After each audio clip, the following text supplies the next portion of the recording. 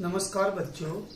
अफसोस की बात है कि अब गणित के पेपर में 8वीं में कम समय बचा है, लेकिन खुशी की बात यह है कि अब भी समय बचा है और इन प्रश्नों को दोहरा लीजिए और अपना गणित में बेड़ा पार कर लीजिए।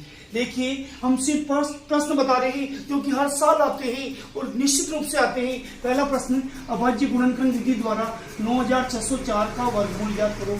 ये वादा है, एक वर्गमूल का क्वेश्चन वर्षों से आता आ रहा है, इस बार भी आएगा। फिर से बोल देता हूँ, अभाज्य गुणनखंड विधि द्वारा 9604 का वर्गमूल ज्ञात करो। दूसरा इंपोर्टेंट प्रश्न, एक घनाकार कमरे का आयतन 64 घन मीटर है, इस कमरे का संपूर्ण पृष्ठीय क्षेत्रफल ज्ञात करो। वापिस बोल रहा हूँ, एक घनाकार कमरे का आयतन 64 घन मीटर है, इस कमरे का संपूर्ण पृष्ठीय क्षेत्रफल ज्ञात करो। तीसरा इंपोर्टेंट प्रश्न है, 5% वार्षिक की दर से 15,000 रुपए का 2 वर्ष के अंत में ब्याज और भुगतान की जाने वाली कुल राशि ज्ञात करो। अगेन रिपीट कर रहा हूँ, 5% वार्षिक की दर से 15,000 रुपए का 2 वर्ष के अंत में ब्याज और भुगतान की जाने वाली कुल राशि ज्ञात करो।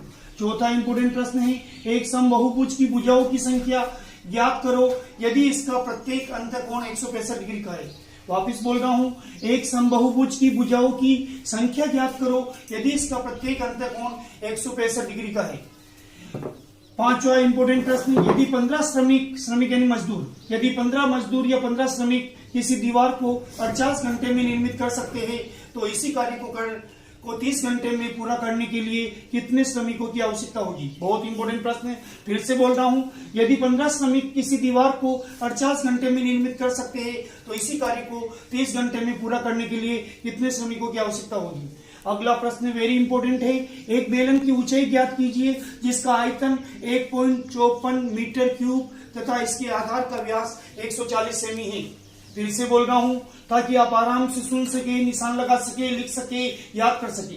अभी तक आपने हमारे चैनल को लाइक नहीं किया, लाइक करिए, सब्सक्राइब नहीं किया तो सब्सक्राइब करिए और एक प्यारा सा कमेंट करिए। एक बेलन की ऊंचाई ज्ञात कीजिए जिसका आयतन 1.54 मीटर क्यूब है तथा इसके आधार का व्यास 140 सेमी है। अगला 7वां प्रश्न ब्याज वाला है, वेरी इंपोर्टेंट है। 8,000 रुपए का 2 वर्ष के लिए 5% वार्षिक की दर से चक्रवृद्धि ब्याज ज्ञात कीजिए यदि ब्याज वार्षिक संयोजित होता है। फिर से रिपीट कर रहा हूँ, 8,000 रुपए का 2 वर्ष के लिए 5% की दर से चक्रवृद्धि ब्याज ज्ञात कीजिए यदि ब्याज वार्षिक संयोजित होता है। अगला 8वां क्वेश्चन, एक ऐसे बेलन की ऊंचाई ज्ञात कीजिए जिसकी त्रिज्या 7 सेमी और कुल पृष्ठीय क्षेत्रफल 968 सेमी स्क्वायर है।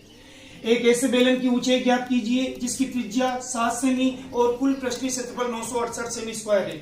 आपकी सुविधा के लिए मैं हर प्रश्न को 2 बार बोल रहा हूँ।